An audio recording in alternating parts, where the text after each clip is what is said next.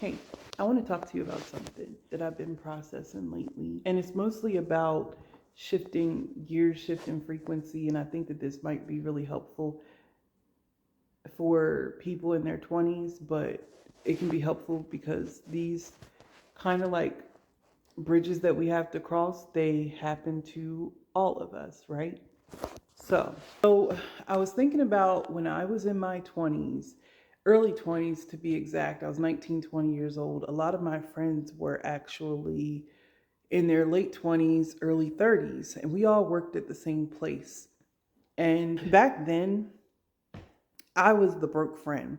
I was always the person that, you know how like when people go to dinner and everybody like decides to split the bill evenly and stuff like that. I was always the person that couldn't split evenly. I would order very modestly, and one of my friends would say, "Don't worry, I'll cover you." Like, between there was four of us, so it's like the other three would be paying because I was struggling. I was struggling so hard. Most of the time I had no food. I'm not even gonna lie. Like, I typically ate like a cup of noodles a day. I don't even know how I survived, honestly. I was constantly in a state of hunger. I lived an hour away from that job, and that's kind of like the area where there were a lot of jobs. So I had multiple ones, and I would try to work all these different jobs where nobody's giving you full time, especially in retail. Nobody's giving you 40 hours. So it was like such a struggle, and I was a broke friend. And all of a sudden, I remember looking around in the stock room after a meeting and realizing that I was in my early 20s, and a lot of the management were in their 40s, and there was a lady who was in her 50s already working there. And I realized that I cannot keep doing this. This is going absolutely nowhere. This is like my fourth or fifth retail job. I cannot keep hoping that, somebody's going to see my worth, that somebody's going to be like, oh, yeah, you do outwork everyone. And when you're on schedule, and this is that and other, and we're going to give you more hours, or we're going to give you a management position. I got promised, and then I got skipped over so many times. I can't even tell you. And I just got sick of it.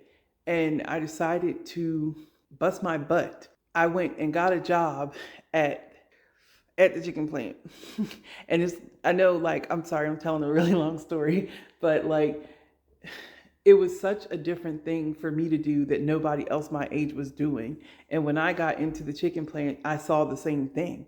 I saw that there's all these people here and they're going to be here.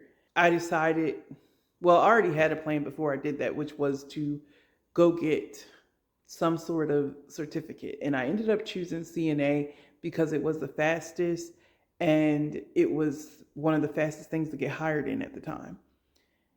If I could see down the road, I probably would have done medical assistant, but like it wasn't popping back then. Anyway, I paid cash for the CNA certificate, for the class, for the test, the licenses, everything. I bust my butt, and the boyfriend that I had at the time met me halfway, and we made it happen. And I broke out of that box. But I didn't just break out of looking for 40 hours as a retail person. And I certainly didn't just break out of, pretty decent factory worker income. I broke out of being the broke friend. And you know what happened? Whenever we met for lunch, I had my own money. Whenever we went for drinks or went out, or even if we had dinner at somebody's house, I had money. I was able to cook. I was able to contribute. I wasn't that anymore. And I'm saying this to encourage somebody else.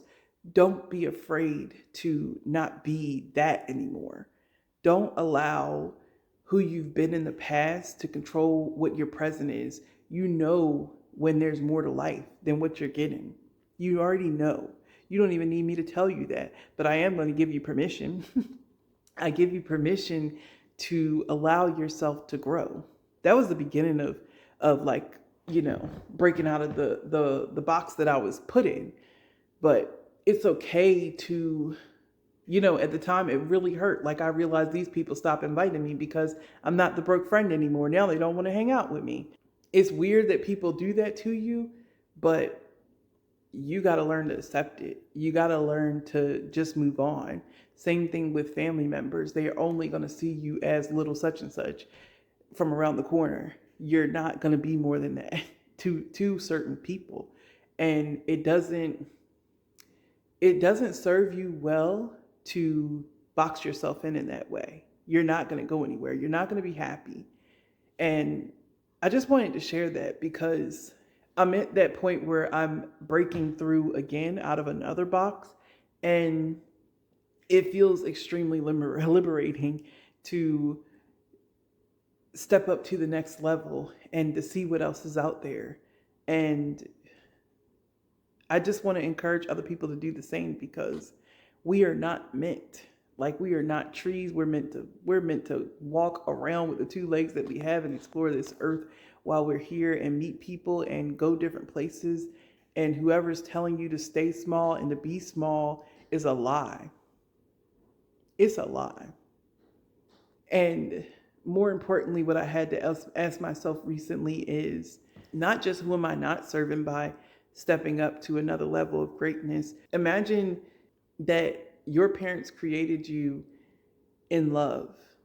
And I'm not necessarily talking about your physical parents. I'm talking about your spiritual parents. You were created in love. You were created to be this representation of God on earth, and you deny it. You deny your divinity.